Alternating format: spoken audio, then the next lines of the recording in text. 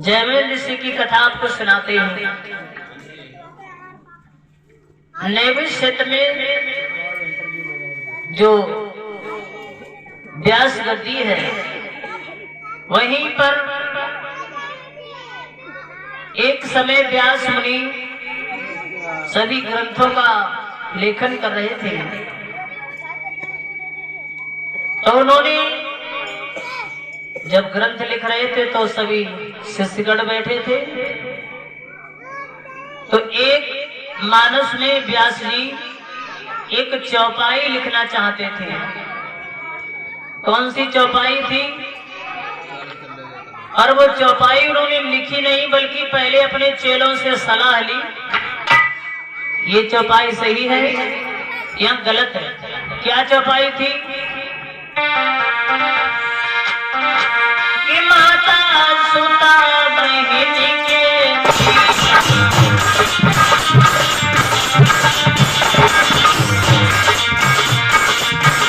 अरे माता सुता बहन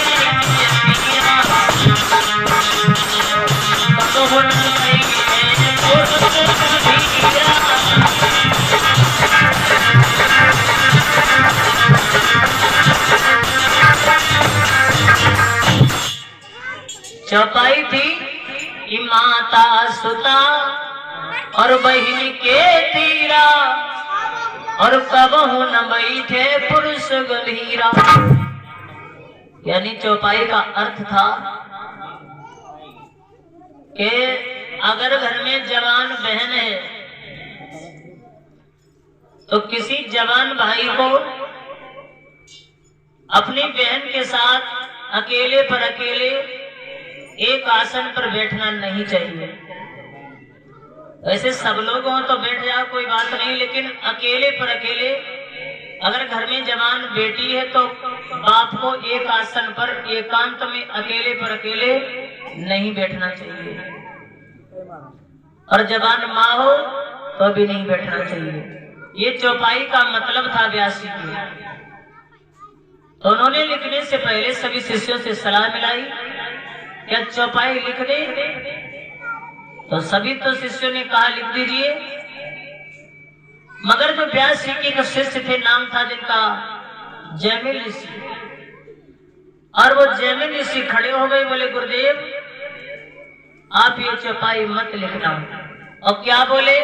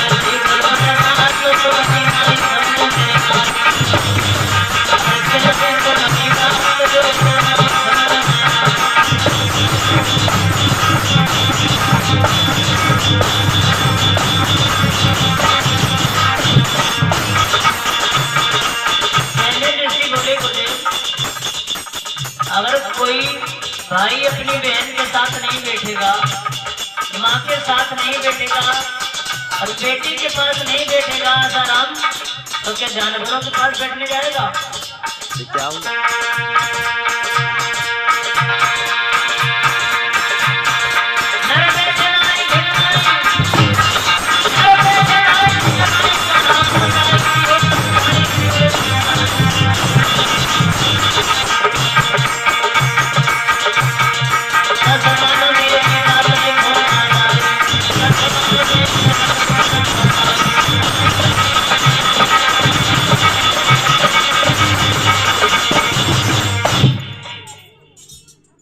यानी जैमिन ऋषि ने जवाब दिया है, गुरुदेव तुम ये कह रहे हो कि किसी जवान भाई को जवान बहन के साथ एक आसन पर नहीं बैठना चाहिए।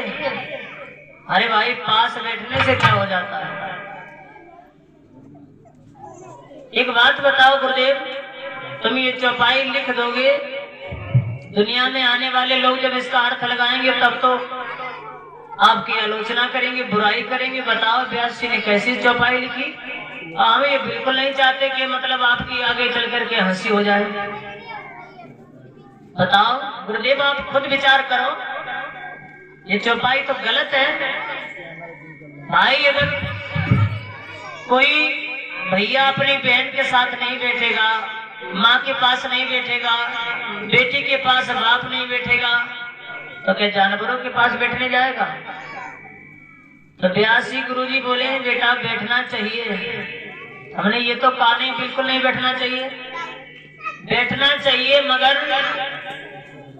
अकेले पर अकेले और एकांत में एक आसन पर बैठने से विद्वानों ने बताया है कि मन और बुद्धि और बल दोनों घटते हैं, इसलिए बैठना नहीं चाहिए। तो जैमिन ऋषि बोले गुरुदेव आप हमें चाहे कुछ भी पढ़ाओ, लेकिन हमारी समझ में ये चौपाई गलत है, कोई नहीं मानेगा। क्यों? बोले सुनिए,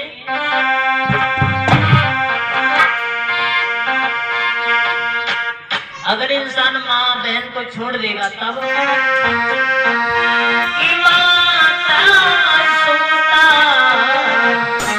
और बहिनी को